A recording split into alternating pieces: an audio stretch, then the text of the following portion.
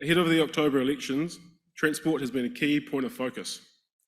Projects like Auckland Light Rail, the Waitemata Harbour Crossing, and the rebuild of key connections in the Hawke's Bay and other areas affected by Cyclone Gabrielle have taken centre stage. We contest the future of our transport funding system, whilst reducing carbon emissions and the viability of investing in nation-shaping projects during our current economic environment. Today, we are lucky to be joined by those at the forefront of making these decisions. I would like to also remind you that to participate in the Q&A for this session, please select Stream B on Slido. Slido can be accessed through the Backstage app or by inputting #BuildingNations on slido.com. I'd first like to introduce Andrea Rickard, the facilitator for our next panel discussion. This discussion is brought to us by Becca. Andrea will be joined by a lineup of public sector leaders on this panel discussion, centering around delivering our carbon zero future. Andrea cherishes her deep connection to the people and places of New Zealand and passion for shaping a safer and better connected and more sustainable future. With a background in planning and social science, Andrea has been involved in the optioneering, consenting and delivering of some of the largest road, rail and water infrastructure projects and programs throughout Aotearoa over the past 25 years. Andrea is a keen foodie who loves cooking and is also a bit of a fair weather sailor, some might say. Over to you, Andrea.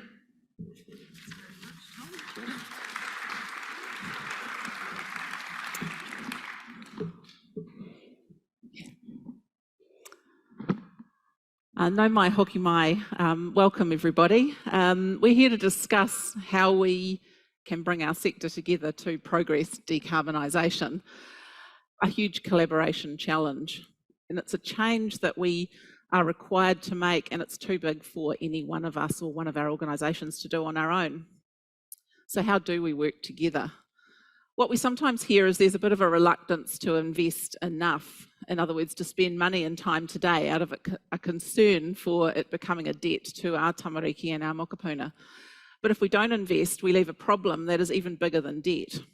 We commit our future generations to an environment where the decisions they need to make might be even harder. And in fact, when it comes to climate change, we may even be the last generation that can actually make the decisions that matter to bring about the change in the climate change trajectory that we're already on. It's pretty overwhelming, but what I hear is also that people really do care. There is some real ambition to act, which is the theme of this conference. The future generations are putting the pressure on us, and those who are the big decision makers are in the room today, and they're asking us to bloody well get on with it. You can't continue to exceed the limits of our finite planet. So how do we get those future generations in the room agitating? Before we get to the panel discussion, I'll paint a bit of a picture. It's 2050, and that's Chris and their partner.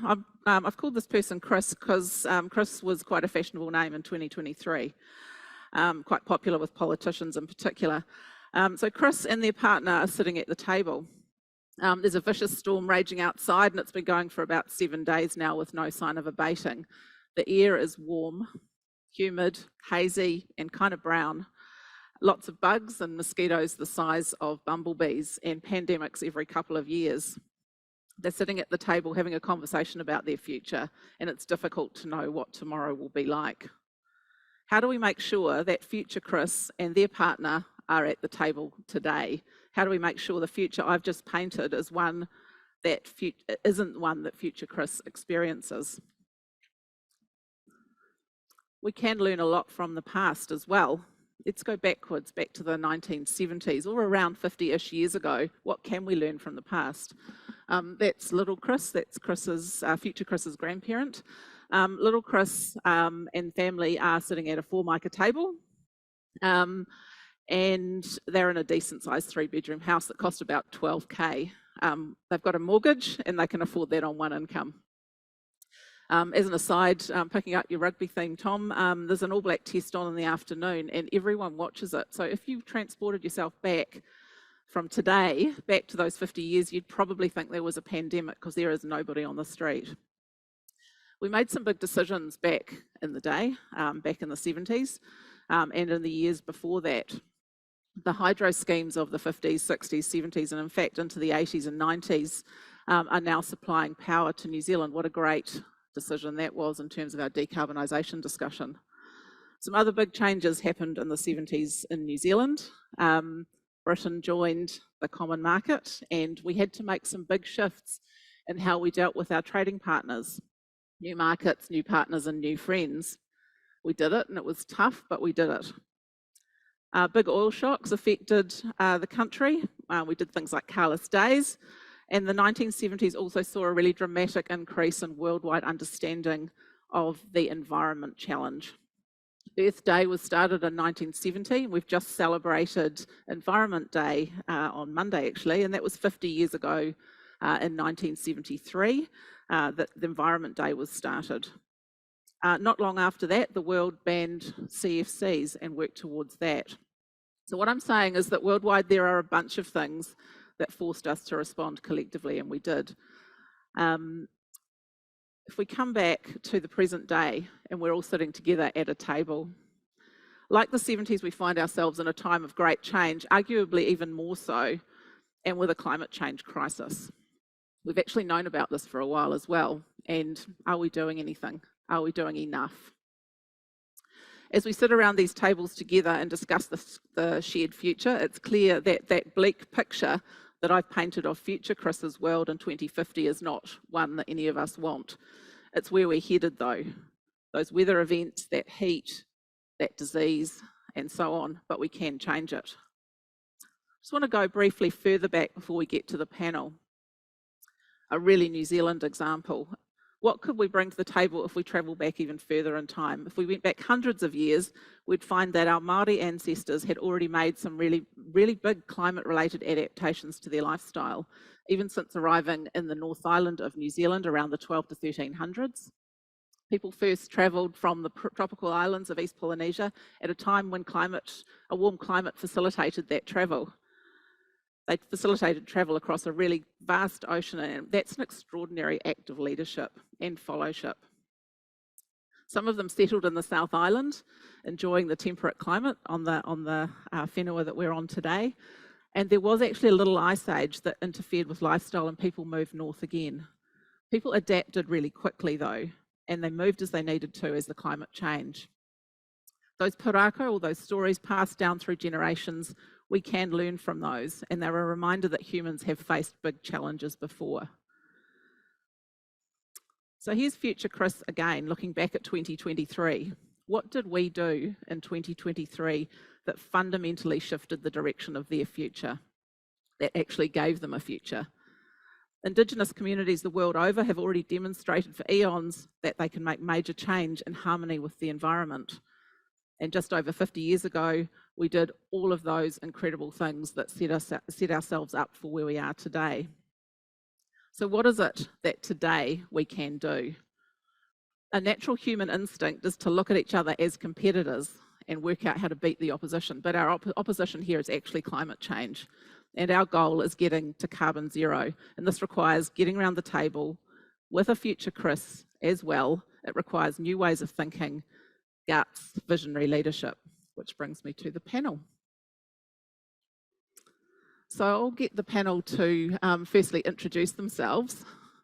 I'm done with those slides as well, if you be able to change those. And we'll just hear a moment from the panel, and then we'll get into the questions. That feels like me starting.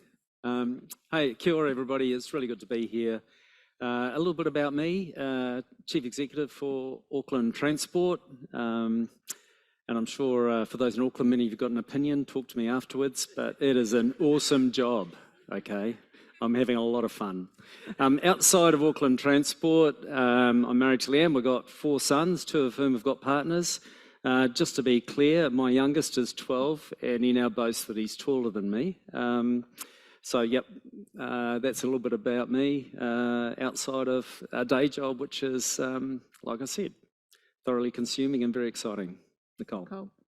Kia ora everyone, ko Nakaurozi Tukungo, ko Turanganui a Kiwa hau, ko Hikarangi te maunga, ko Wainui te moana, tēnā koutou, tēnā tātou katoa. So I'm Nicole, I'm a 5th generation New Zealander on both sides of my family, from Gisborne on the east coast. And why I start there is I think we're talking about climate change today, and there's two parts to climate change. One is emission reduction, and the other one is adaptation and resilience, which clearly the east coast of New Zealand, and I spent my summers in Te Aroa, which is on the tip of the North Island, is right at the heart of that change for New Zealand. I'm also the mother of 4 children, so I am doing my bit, according to the earlier speaker today, for New Zealand, as has Dean. Well done, Dean. And why that is relevant, my oldest is vegan and an absolute climate activist. My youngest is a meat eater and has regular arguments with my oldest about the fact he's too fanatical. But the reality is we have an intergenerational change happening and we don't really reflect that change in this room. But I can bring some of that to the table because I have it at my dinner table every night. And full-on battles from time to time. So thank you. I'm also the Chief Executive of Waka Tahi. Peter.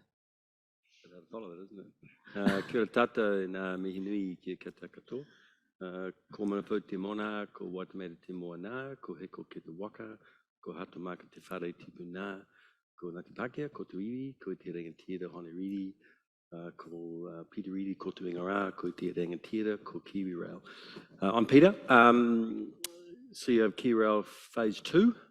I've come back in the organisation, which is great.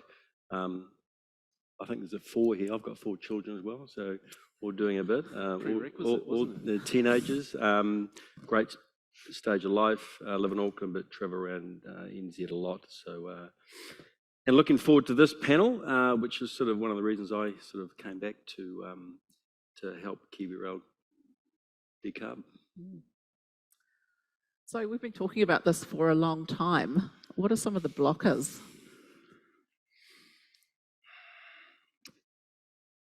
I'll give it a kick. You go, Yeah? you go, Peter. It's not our agency partners, that's for sure. In fact, it's quite amazing coming back to this organisation to see how closely connected, particularly Waka Tahi and Kiwi Rail are around this particular topic. I think, you know, everyone talks about funding and, you know, and pricing. Yes, we'll talk today about funding the system and pricing the carbon. You know, one of the things we talked about earlier today was I think a lot of it's culture. If you think about where we've come from, inclusion, diversity, where we've come from safety as a country, culture is an important part of this as well. Yes, there are some signals around pricing, and we'll talk about that a bit later on, that are important.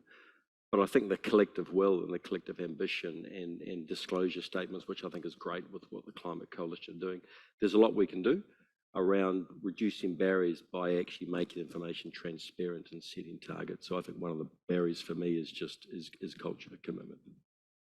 Yeah, sort of building on that theme, I think it's really interesting. I think the 3 of us are very lined up and much more cohesive as an industry than we have ever been, probably at a leadership level. There's no question climate is at the centre of our strategy, will be a key thing that is at the centre of all our agencies over time and is driving a lot of our decision making. But what we're public service entities, we exist to deliver on the government of the day's agenda, and the reality is we're in a really interesting transition point where everybody wants this outcome but nobody wants to change. And for many of us right now, it feels very, very painful. So at the moment, it feels like we're taking things away. We're taking away your car park, how fast you can drive. We may be even taking some of your money away at the pump, or when you buy a new vehicle, if you want a different type of vehicle, you have to pay more.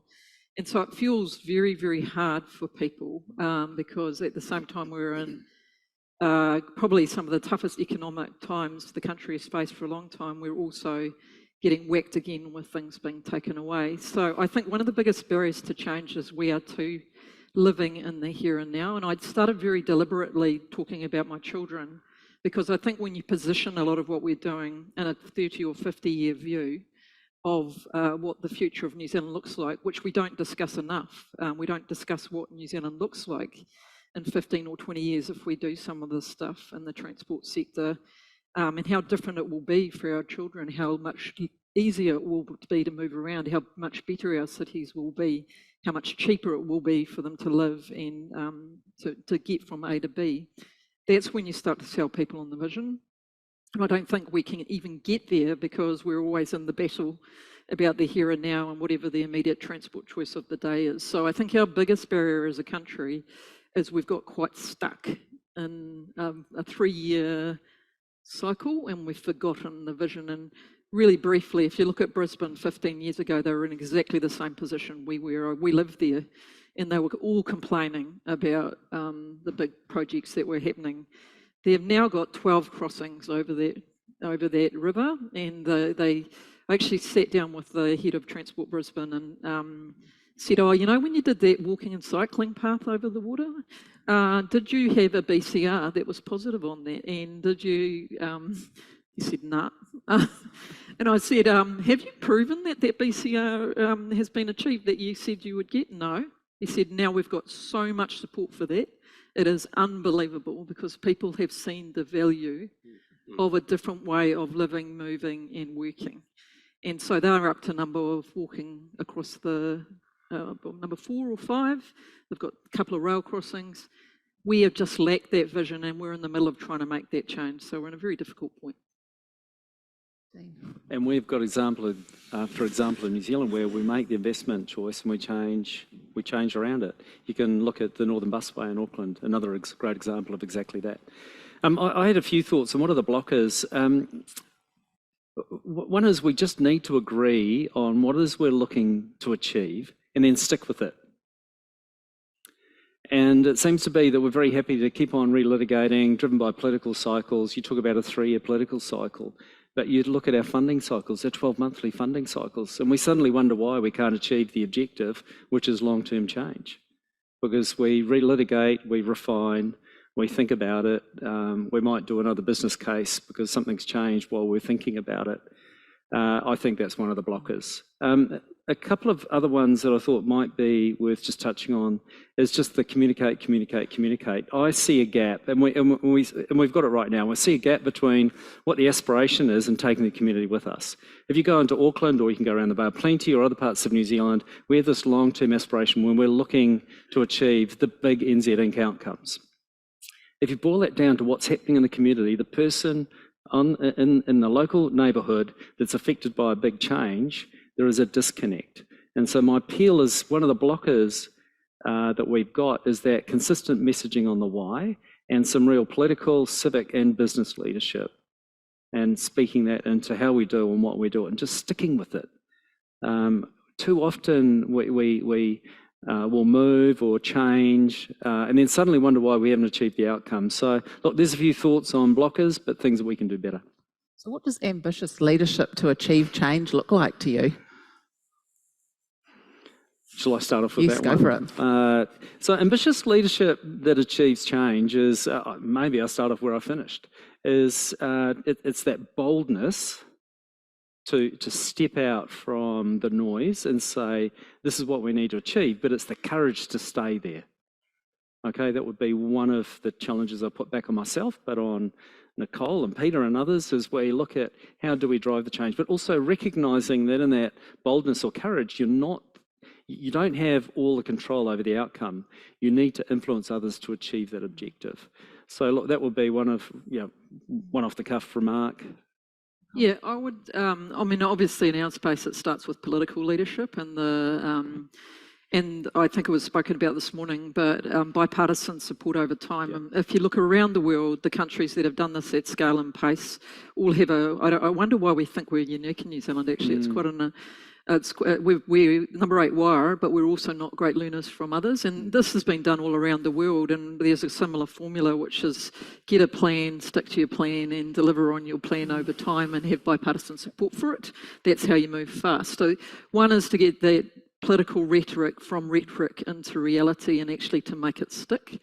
But 2, I think, is operational agencies delivering within that construct. There's quite a lot of stuff that's within our control. So One of those areas is procurement. And actually I was talking to Murray Robertson, who might be in the audience here today, from one of our suppliers, but he basically said the difference between Australia and New Zealand is they're a lot more ambitious with some of their decarbonisation targets in their procurement. So just putting it on the table, we are going to start putting some very big, ambitious targets, not only about decarbonisation, about local contracting around iwi mana whenua partnerships, and these need to be big, they need to be bold, they're not like 2 or 3%, they need to be 10 or 15%.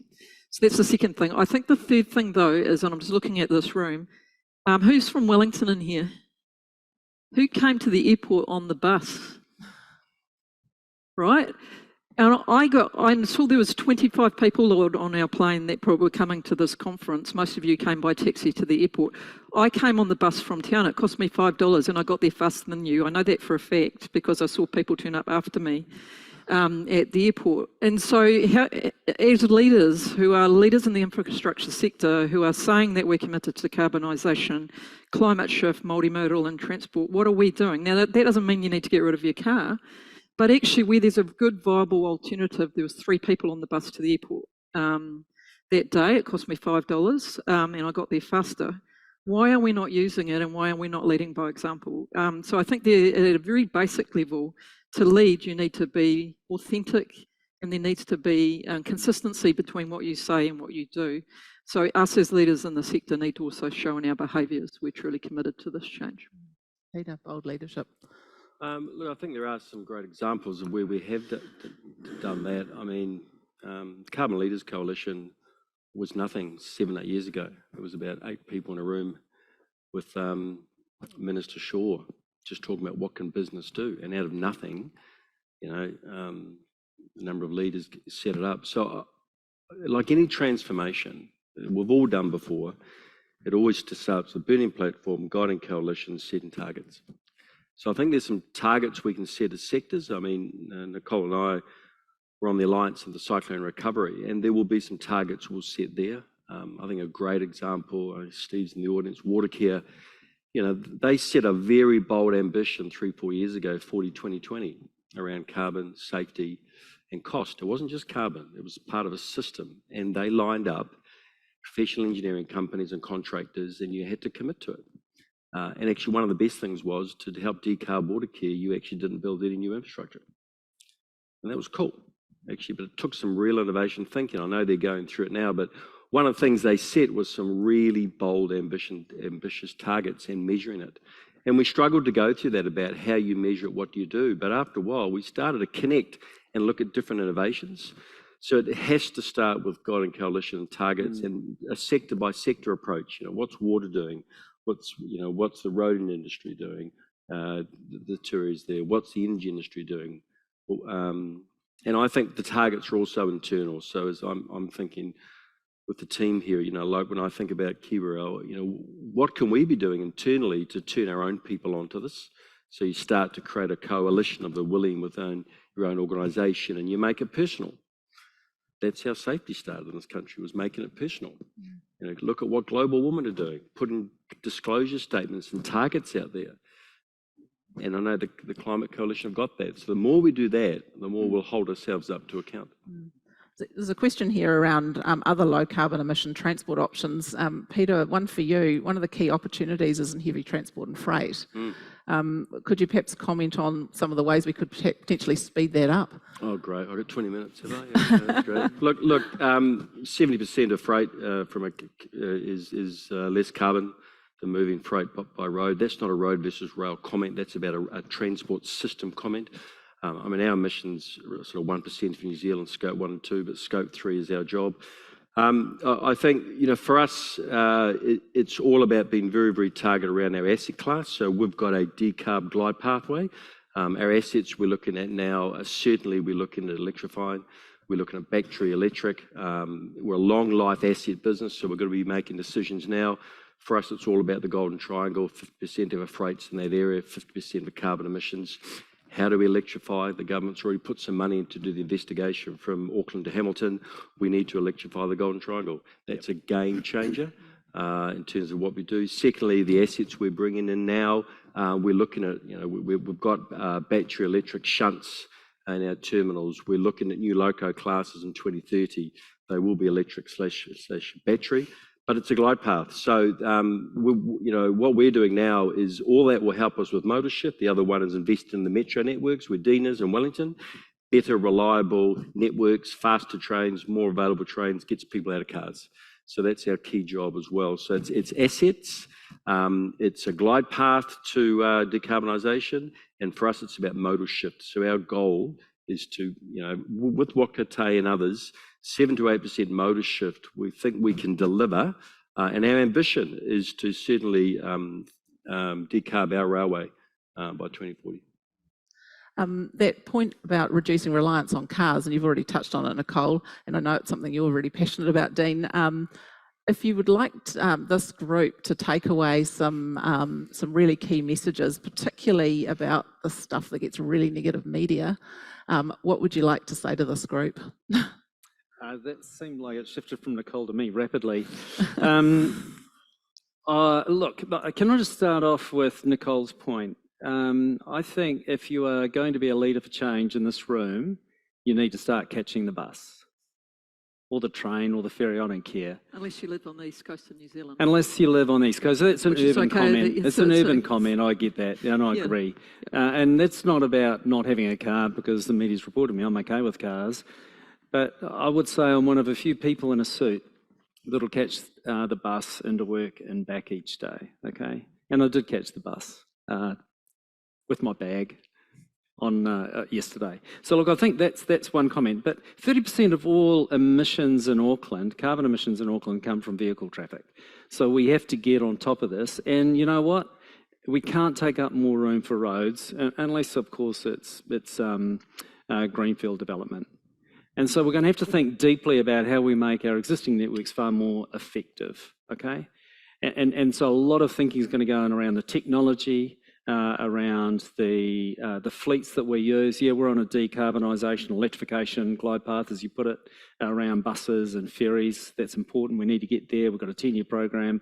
We need the capital to fund it. But more importantly, we've got to deliver an awesome service.